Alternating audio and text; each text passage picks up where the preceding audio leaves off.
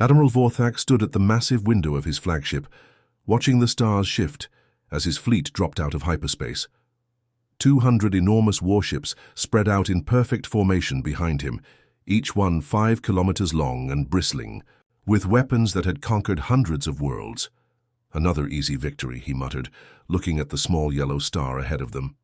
Somewhere around that star was a little blue planet called Earth, home to a species that still used chemical rockets and primitive nuclear weapons. Commander Relak walked up beside him, carrying a data tablet. "Sir, we are now in the Sol system. Earth is the 3rd planet from the star. Our scouts confirm the intelligence reports are accurate." Vorthak took the tablet and scrolled through the information. The humans had fragmented governments that fought among themselves. Their most advanced spacecraft could barely reach their own moon. Their weapons were crude, their technology laughable compared to the Galactic Empire's might. 8 billion. Primitives, Vorthak said with amusement. They will make excellent workers for the Empire once we remove their governments. The bridge crew around him nodded in agreement. This was how it always went. The Empire would arrive at a new world, demand surrender, and within days another planet would join their collection. Sometimes the locals fought back with their simple weapons, which only made the conquest more entertaining. "Sir, we are receiving some unusual readings from the planet," reported the sensor officer, a young technician named Korvac. "Unusual how?" Vorthak asked, not really interested. Every primitive world had its quirks. "Well, sir, there are energy signatures coming from what appear to be civilian areas. Shopping centers, parks, residential buildings. The readings do not match what these structures should produce." Relak leaned over to look at the readings. "Perhaps their primitive technology creates interference. These readings could be from their power grids or communication systems." Vorthak waved dismissively. "Focus on identifying their military bases. Those are the only targets that matter for tomorrow's bombardment." Meanwhile, on Earth, Dr. Kim sat in his ordinary office in Seoul. To anyone looking, it appeared to be a typical research facility with computers, desks, and filing cabinets. But beneath the floor, systems that had been hidden for decades hummed quietly as they detected the approaching alien fleet. Kim picked up his phone and dialed a number. "They have arrived. 200 ships, exactly as our deep space sensors. Predicted 3 months ago." On the other end, Ms. Lee sat in what looked like a simple communications office in Geneva. Around her, people worked at computers that appeared to be processing routine administrative data. "Understood. I am activating Protocol 7. All defense stations will maintain their civilian appearance until we receive the activation signal." Across the planet, similar conversations were taking place. In Tokyo, a man named Tanaka worked in what appeared to be a coffee shop, but his equipment was monitoring the alien fleet's every movement. In London, a woman named Smith operated from a children's playground that concealed technology beyond anything the Empire possessed. Back on the flagship, Admiral Vorthak reviewed the final preparations for conquest. His ships carried enough firepower to turn Earth's surface into molten glass. His troops were ready to occupy any surviving cities. His administrators were prepared to establish Imperial law within days of victory. "Sir," Commander Relak said, "the planet's electromagnetic spectrum shows interesting patterns. They have thousands of communication signals, but many seem to be about trivial matters. Entertainment broadcasts, personal conversations, commercial advertisements." Vorthak looked at the translated samples on his screen. Humans discussing sports, games, families planning weekend activities, people complaining about traffic jams. It was exactly what he expected from a primitive species, unaware that their world was about to change forever. "They have no idea we are here," he said with satisfaction. "Their ignorance will make tomorrow's surrender much simpler." The sensor officer looked up from his station. "Admiral, I am detecting more of those unusual energy readings. There are now thousands of them across the planet's surface. The patterns are strange." "Strange how?" Relak asked. "The energy signatures appear to be connected in some kind of network, almost like a planetary defense grid, but the sources are all civilian buildings. It makes no sense with their reported technology level." Vorthak studied the readings for a moment, then shrugged.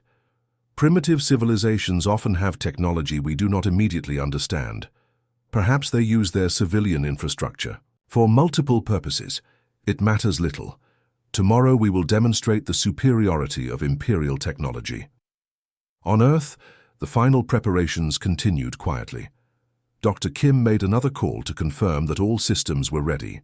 Around the world, installations that looked like ordinary buildings, parks, and public facilities performed final system checks on weapons that had been waiting patiently for this day.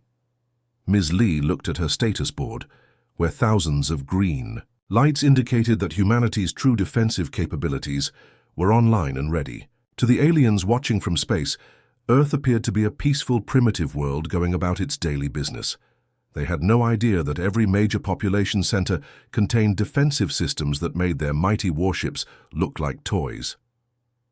Admiral Vorthak retired to his quarters, confident that tomorrow would bring another easy victory for the Empire. He had conquered 847 worlds over his long career, and Earth would simply be number 848. The primitive humans would surrender quickly once they saw the futility of resistance.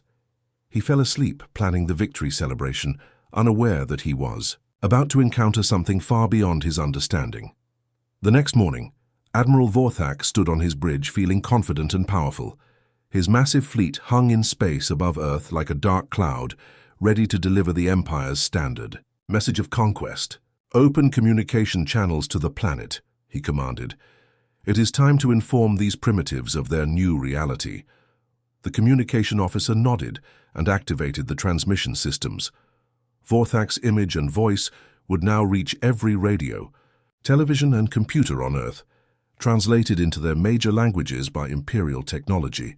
"People of Earth," Vorthak's voice boomed across the planet. "I am Admiral Vorthak of the Galactic Empire. Your world now belongs to us. You have one choice to make. Surrender immediately and accept Imperial citizenship, or face the consequences of resistance.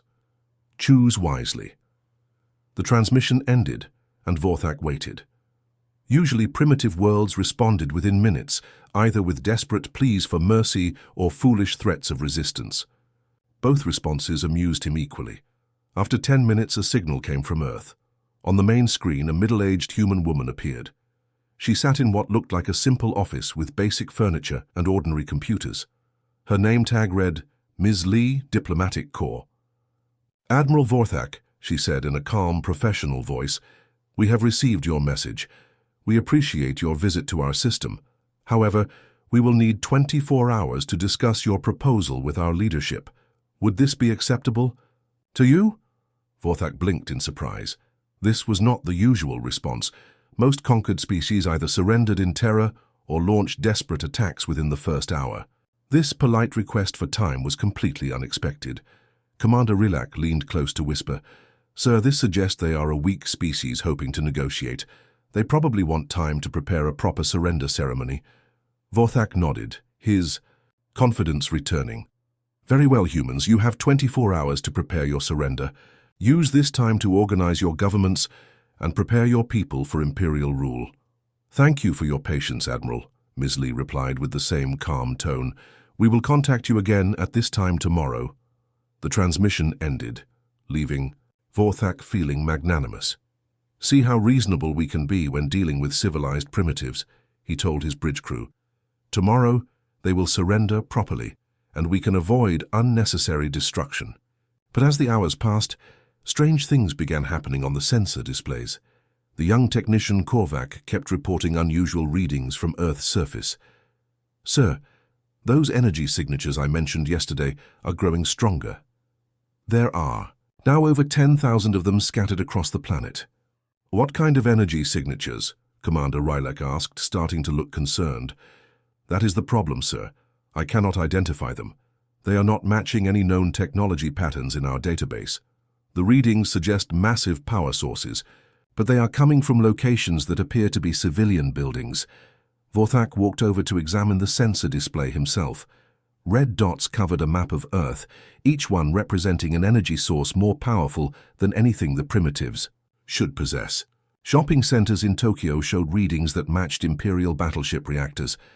A children's playground in London was generating energy signatures comparable to a space station. This must be sensor interference, Vorthak decided. Their primitive technology is confusing our equipment, but Korvac shook his head. Sir, I have run full diagnostic checks on all sensors. The equipment is functioning perfectly. These readings are real. Meanwhile on Earth, Dr. Kim was coordinating final preparations from his office in Seoul. Around him, equipment that looked like ordinary computers was actually managing a planetary defense network that had been hidden beneath civilian installations. For decades.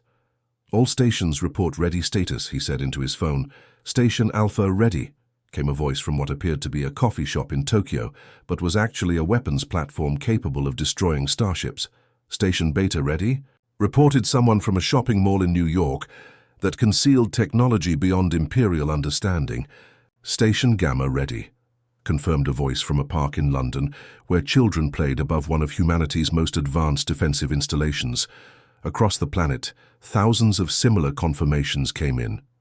To any observer, Earth looked completely normal.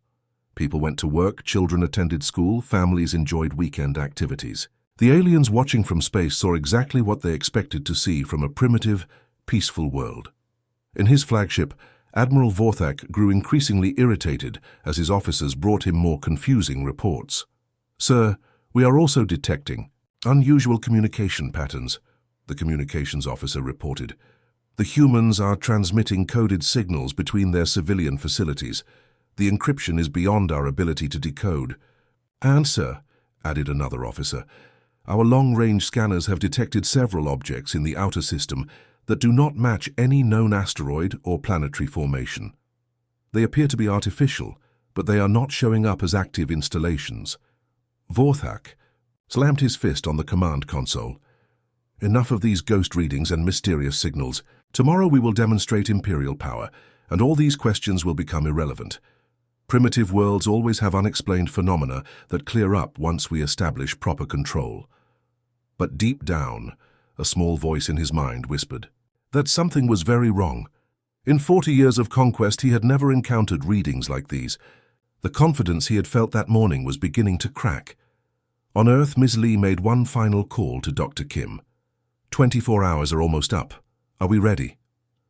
We have been ready for decades, Kim replied quietly. The question is whether they are ready for what comes next. 24 hours passed slowly for Admiral Vorthak. His bridge crew had worked through the night trying to understand the strange readings from Earth, but nothing made sense. The energy signatures from the planet's surface had grown even stronger, and new ones appeared every few hours. At exactly the same time as before, Ms. Lee's image appeared on the main screen. She looked the same as yesterday, calm, professional, sitting in her ordinary office with basic furniture around her. Admiral Vorthak, she said with a polite smile, thank you for your patience.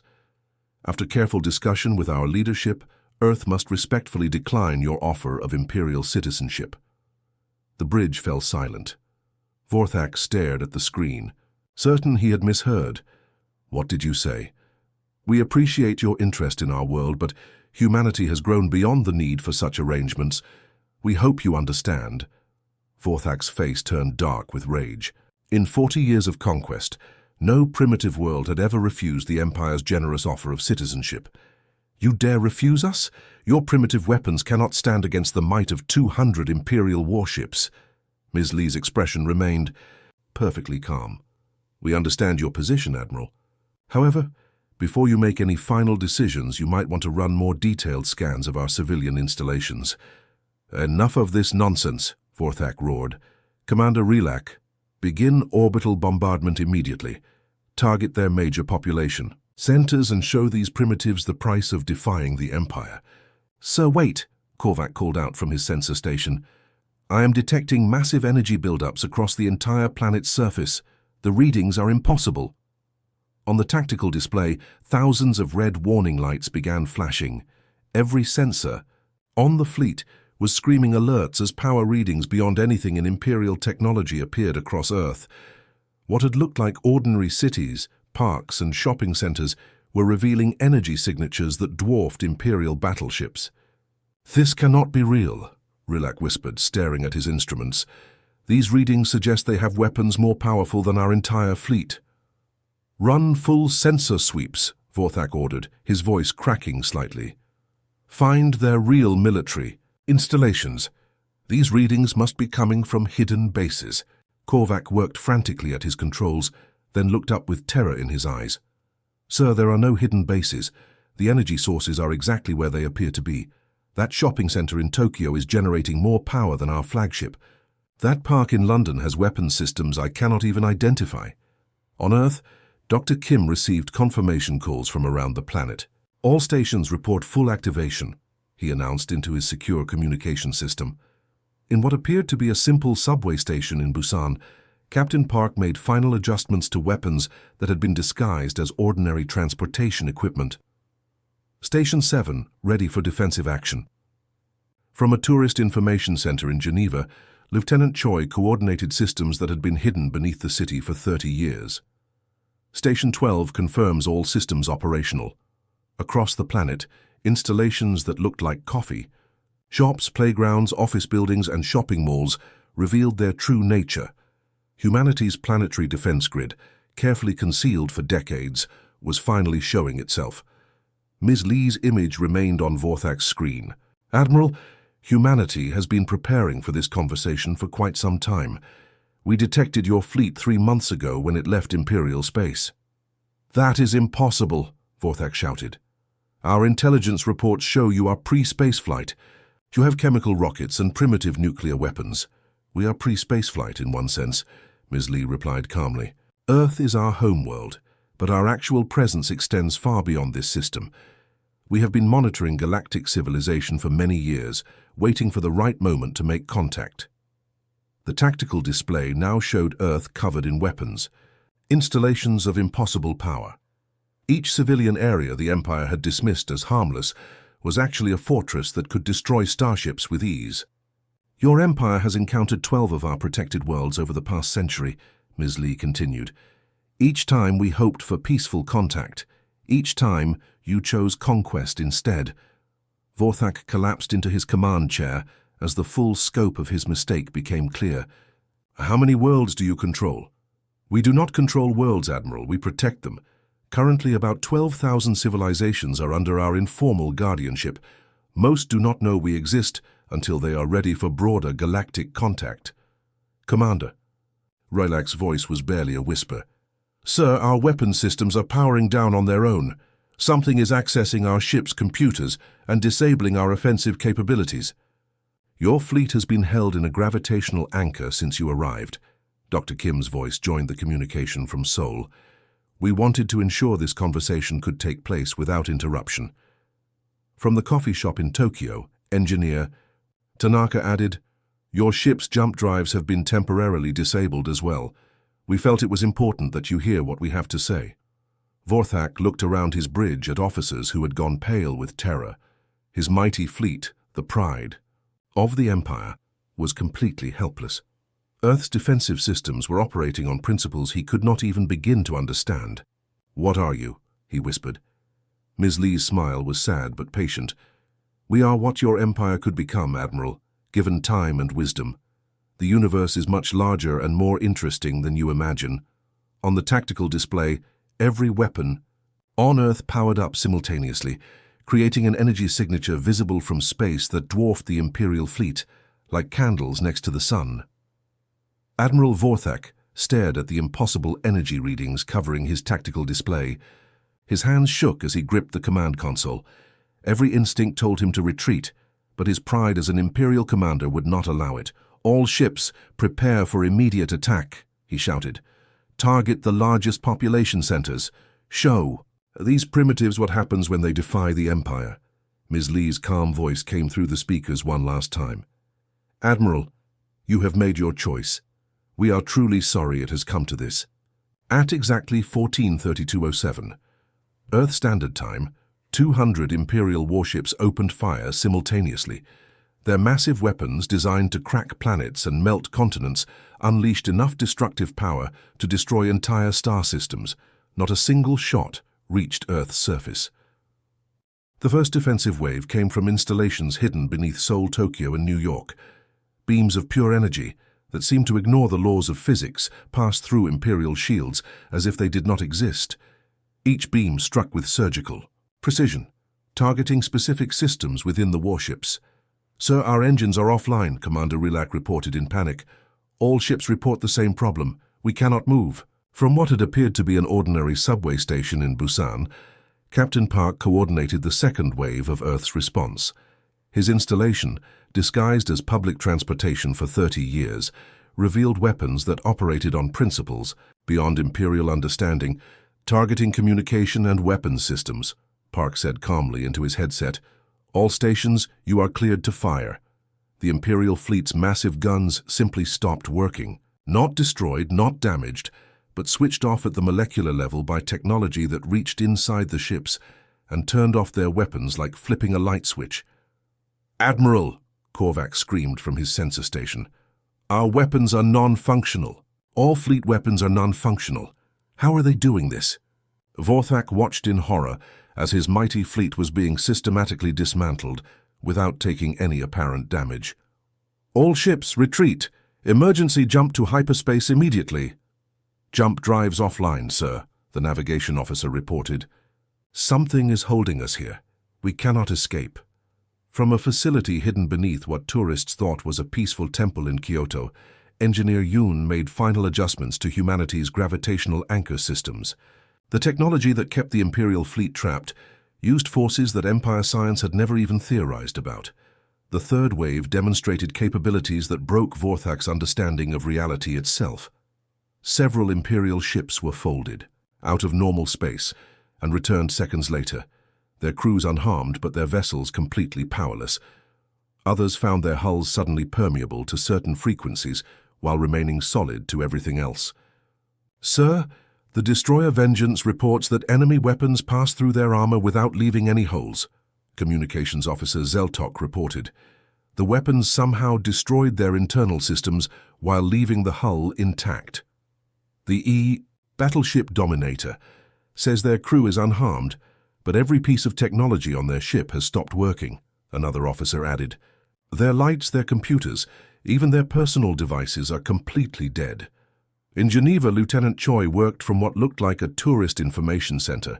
His station controlled defensive systems that could manipulate matter at the quantum level, selectively disabling technology while leaving biological systems completely unaffected.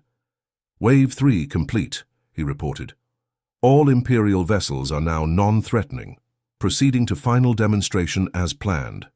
Admiral Vorthak's flagship shuddered as something invisible gripped it. Through the massive viewing window, he watched as his fleet spread across space like broken toys. Ships that had conquered hundreds of worlds now floated helplessly, their crews alive, but their vessels completely powerless. "How long has this been happening?" he whispered. 4 minutes and 15 seconds since we opened fire, sir," Korvac replied in a hollow voice. "For the final demonstration, every defensive installation on Earth powered up simultaneously. The energy signature was so massive, it became visible from space as a brilliant network of light, encompassing the entire planet. For one terrifying moment, the Imperial fleet was bathed in energy that could have vaporized them instantly. Then, just as suddenly, the energy disappeared. Silence filled the bridge. Of Vorthak's 200 capital ships, 195 floated dead in space. Only 5 vessels, including his flagship, retained any power at all.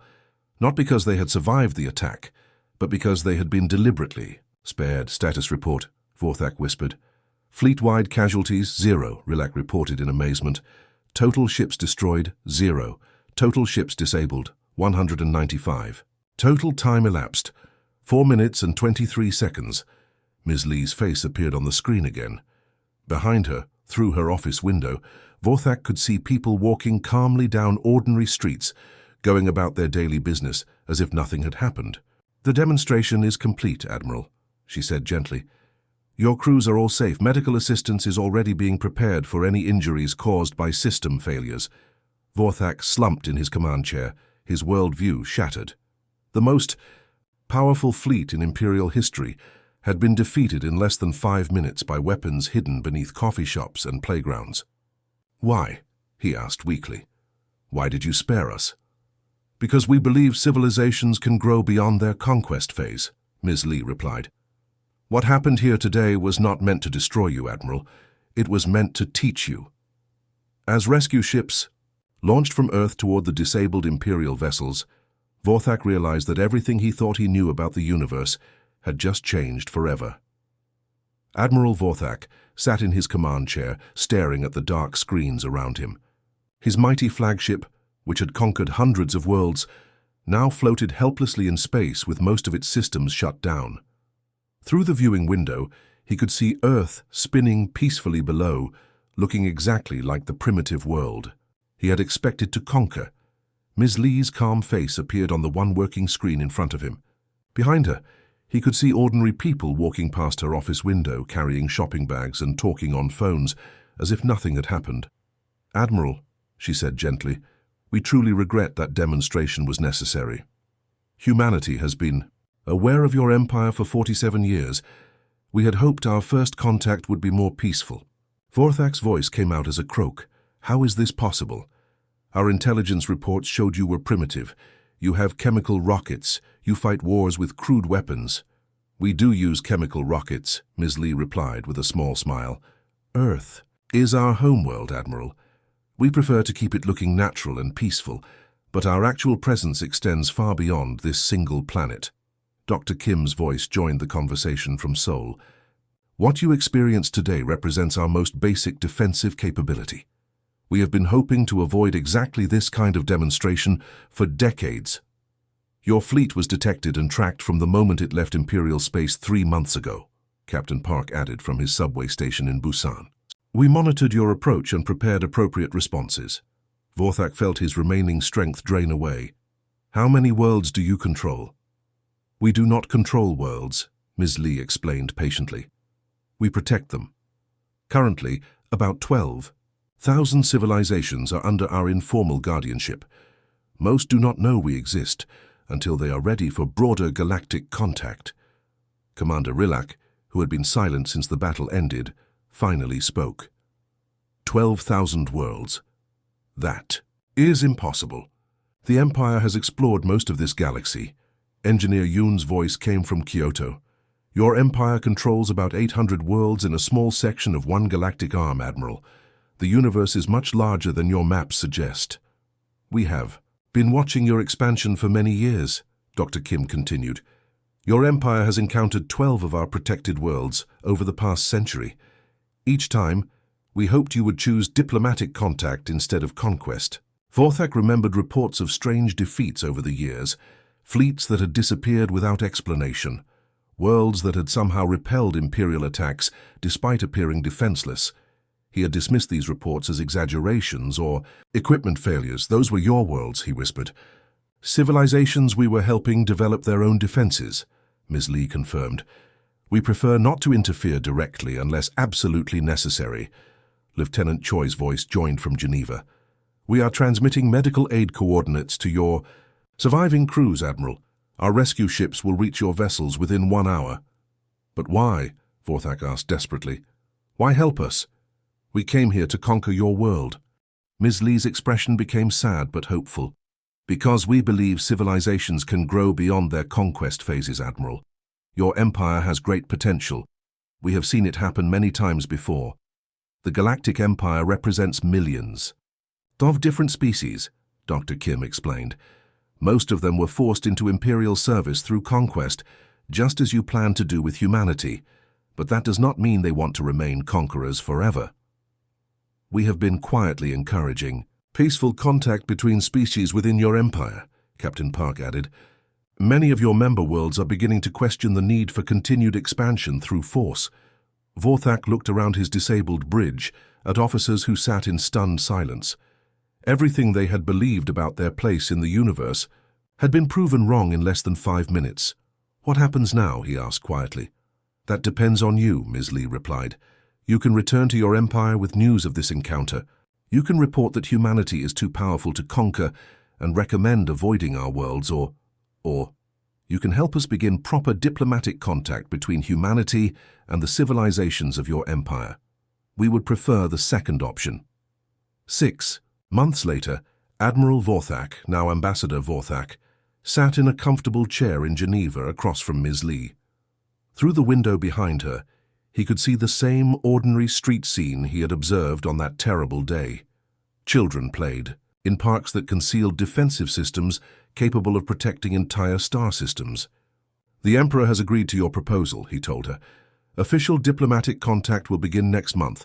Several member worlds have already expressed interest in peaceful trade agreements." Ms. Lee smiled warmly. "We are pleased to hear it.